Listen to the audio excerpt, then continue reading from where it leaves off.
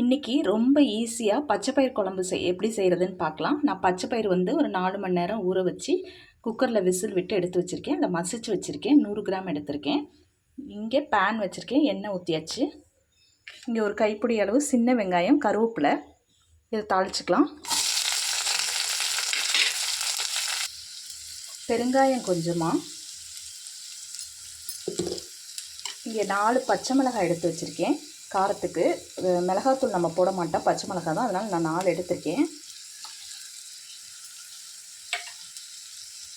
தக்காளி, ஒரு தக்காளி கட் பண்ணி வச்சுருக்கேன். தேவைக்கேற்ப கல்லுப்பு. இது கூடவே நான் ஒரு மசாலா இடித்து வச்சுருக்கேன். வரமல்லி, பூண்டு ஒரு 10 பல், ஜீரகம் ஒரு டீஸ்பூன் எடுத்திருக்கேன். இதை நம்ம ஆட் பண்ணிக்கலாம்.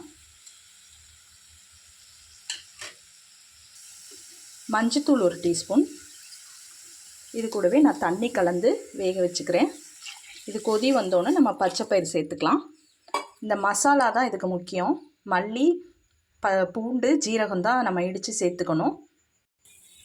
கொதி வந்துருச்சு. நம்ம இங்கே பச்சைப்பயிறு வேக வச்சுருக்கோம், அதை சேர்த்துக்கலாம். இங்கே கொங்கு பெல்ட் சைட்லாம், ஈரோடு, கோயம்புத்தூர்லாம் கம்பல்சரி வீக்லி ஒன்ஸ் இந்த பச்சைப்பயிறு குழம்பு, கொள்ளு குழம்பு இப்படின்லாம் வைப்பாங்க. நம்மளும் அதை இன்றைக்கி ட்ரை பண்ணியிருக்கோம். பச்சைப்பயிறு சேர்த்து ஒரு 2 நிமிஷம் கொதி வந்தாலே போதும். கொதி வந்துருச்சு. இங்கே கொத்தமல்லி இலை எடுத்திருக்கேன்.